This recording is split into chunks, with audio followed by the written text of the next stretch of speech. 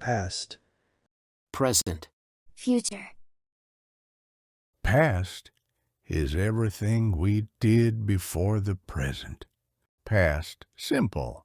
I played tennis yesterday at 8 o'clock. A completed action. In the past, past continuous. I was playing tennis at 8 o'clock.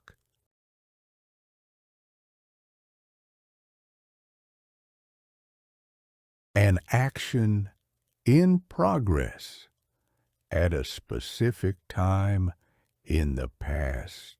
Past perfect. I had already played tennis by 8 o'clock. An action that happened before another action or time in the past. Present is now. Present simple. He walks every day.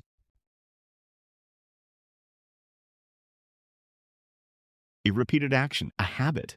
Present continuous. He is walking today. An action happening at the moment. Present perfect.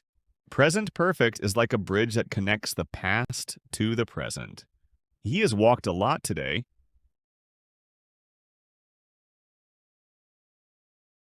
An action that started in the past and continues in the present. Future is everything we do after now.